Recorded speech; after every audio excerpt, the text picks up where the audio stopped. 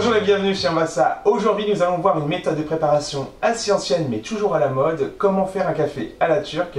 Nous allons voir ensemble les différentes étapes pour réussir ce café très atypique car effectivement nous allons le servir avec le marc de café, le laisser sédimenter dans la tasse et déguster cette tasse en laissant le marc bien au fond. Pour ça nous allons utiliser un cevze qui signifie cafetière en turc. C'est ni plus ni moins qu'une petite casserole qui va nous permettre en fait de faire seulement 2 tasses à café. Effectivement, nous sommes sur un cevze assez simple en inox, mais la plupart du temps, vous allez avoir affaire à des cevze en cuivre ou en laiton avec beaucoup d'ornements. Ce sont des cafetières qui ont beaucoup d'allure. Je vous invite à en trouver, à en chercher si vous êtes amateur de ce type de café. Donc nous allons utiliser ce cevze. Nous allons donc aussi utiliser 2 tasses et un café de Colombie équilibré. J'ai choisi ce café-là parce que je trouve qu'il rend très bien avec cette méthode, mais ce qui est très important, c'est de le moudre à la bonne granulométrie. Effectivement, pour la cafetière turque, vous allez utiliser la mouture la plus fine qui existe. C'est la mouture dite farine. C'est très difficile de l'avoir à la maison, même avec nos moulins, car il nécessite d'avoir du matériel assez performant pour pouvoir avoir cette mouture très fine. Donc je vous invite tout simplement à aller chez votre torréfacteur et demander une mouture à la turque. Ça vous évitera en fait de galérer car il faut vraiment que ce soit très fin. Nous allons donc commencer à la préparation.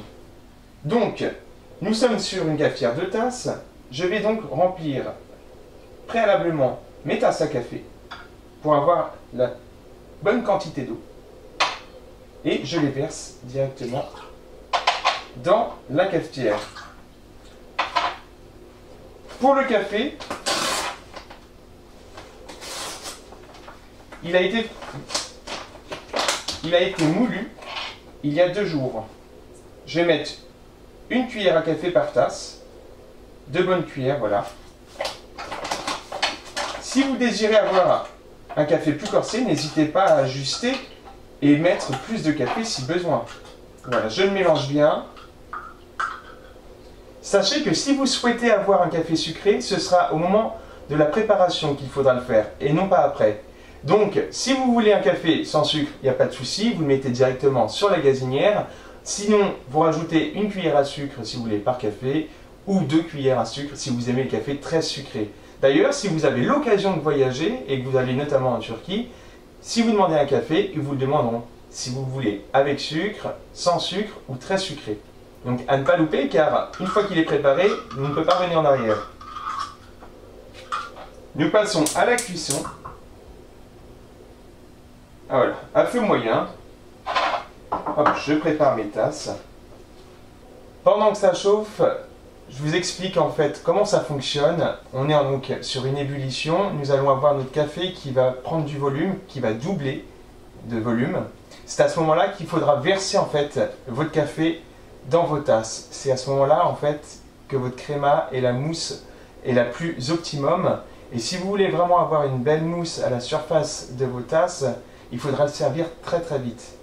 La plupart du temps, quand il y a des services qui sont assez nombreux, quand il faut servir, je ne sais pas, par exemple 4 ou 5 tasses, on le fait en plusieurs étapes. C'est-à-dire que déjà on utilise un cevze adapté au nombre de tasses que nous allons préparer, mais on va surtout servir en 2-3 fois. C'est-à-dire que dès que la baisse de température, lorsque vous enlevez votre cevze du feu, fait abaisser la mousse, eh bien on arrête de servir, on le remet sur le feu de façon à recréer une belle créma, une belle mousse pour resservir le reste des tasses. Sinon, qu'est-ce qu'il risque d'y avoir ? Vous aurez de la mousse sur l'une des tasses, mais pas sur l'autre. Il commence à bien monter, il commence à doubler de volume.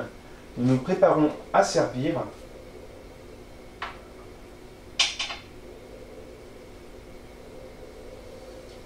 Juste avant une forte ébullition, attention, on se prépare.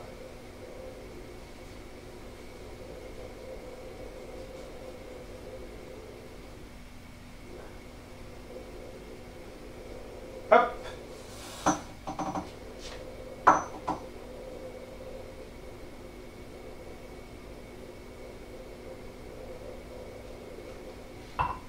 Et voilà, mes 2 cafés sont prêts avec une belle mousse sur le dessus, ce qui signifie un café réussi.